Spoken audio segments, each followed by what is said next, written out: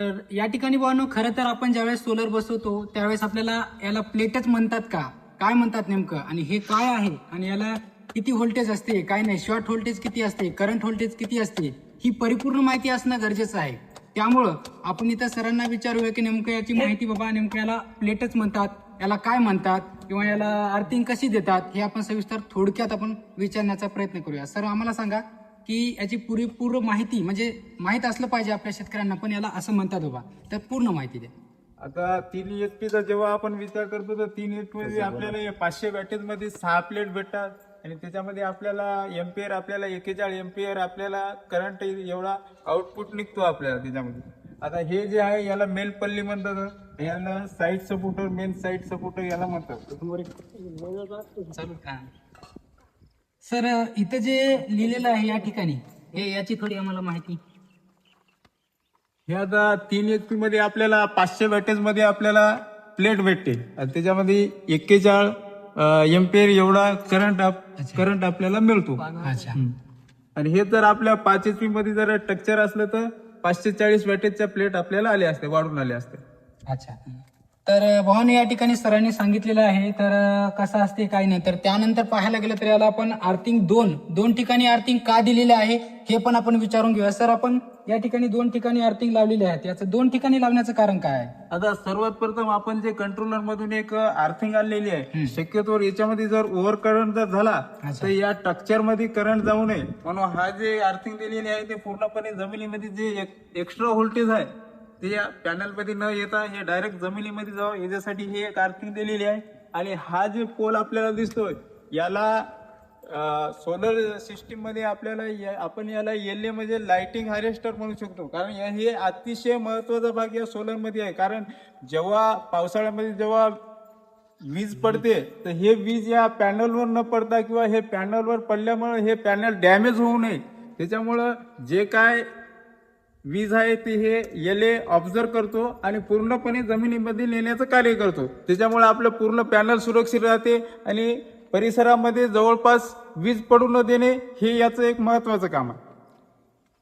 तर सर, आपल्याला की असं सांगा की आपण जे कंट्रोलर दिलेलं आहे, या कंट्रोलर मध्ये आपण मोबाईल मध्ये पण त्याला ऑनलाईन मध्ये समजा बंद चालू मोटर करू शकतो का? अगदी बरोबर आहे. त्याच्यामध्ये तुम्हाला एक सर्वात प्रथम एक टोल फ्री क्रमांक आहे 1800-121-7515. या टोल फ्री क्रमांकावर तुमचा सिरियल नंबर, IMEI नंबर आणि कंट्रोल नंबर हे तुम्हाला कंपनीला सांगावं लागेल.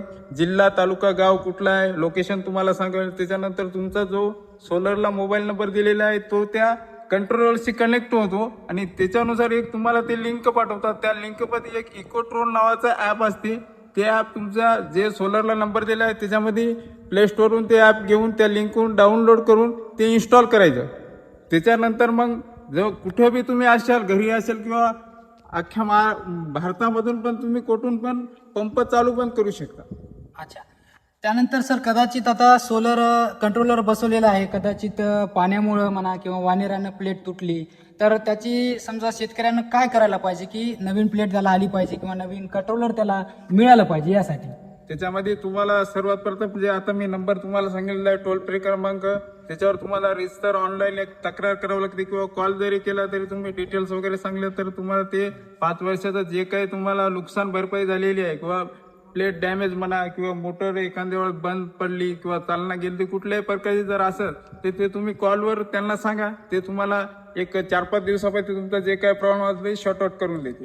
आणि त्यानंतर तुम्ही जे समजा नुकसान झाले आणि जो मोबाईल याला कनेक्ट केलेला आहे किंवा जो मोबाईल या सोलरला दिलेला आहे त्याच मोबाईलवरती कॉल केलं तर चालते का, अदर मोबाईलमध्ये करावं लागतं? कसं असते, जे आता तुमचा फॉर्म भरते जे मोबाईल दिलेला आहे तो मोबाईल कंपनीकडे रजिस्टर झालेला असते आणि जेव्हा त्या नंबरवरून तुम्ही कॉल करशाल तर कंपनीला व्हेरीफाय होते की हा तुमचा सोलर पॅनल आहे आणि या नावाने रजिस्टर आहे. त्याच्यामुळे तुमची जे कंप्लेंट आहे ते लवकरात लवकर ते शॉर्ट आउट करण्याचा प्रयत्न करतात. अच्छा.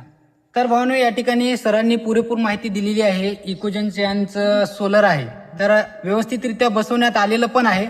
आणि त्यानंतर जर कदाचित यामध्ये काही बिघाडणं झाली किंवा कंट्रोलर खराब झालेला आहे तर आपण शेतकऱ्यांना कसं ऑनलाईन करायचं असते हे पण सरांनी सांगितलेलंच आहे. परंतु भावनो, जो मोबाईल नंबर तुम्ही त्या सोलरला ऑनलाईन करताना दिलेला आहे त्याच नंबरवरती जर तुम्ही कंट्रोलरची इन्फॉर्मेशन दिली, खराब झालेला आहे बाबा हे कंपनीला कळवलं, तर तुम्हाला लवकरात लवकर ते कंपनीद्वारे ते कंट्रोलर बसवण्यात येते. आणि त्यानंतर भावनो तुम्हाला खरं जर सांगायचं म्हणलं त्याच मोबाईल नंबरवरती तुम्ही जर कॉल केला म्हणजे त्याच नंबरवरून तर तुम्हाला कोणत्याही प्रकारचं आधार कार्ड द्या किंवा कोणती अदर डॉक्युमेंट द्या, बँक पासबुक द्या असं कोणीही मागत नाही, कारण तुमचं रजिस्टर आधीच त्या नंबरवरती झालेलं असते. तर सर खूप खूप धन्यवाद तुम्ही चांगल्या प्रकारे आपल्याला माहिती दिल्याबद्दल. तर भावनो हा जर व्हिडिओ आता इकडूनच घे.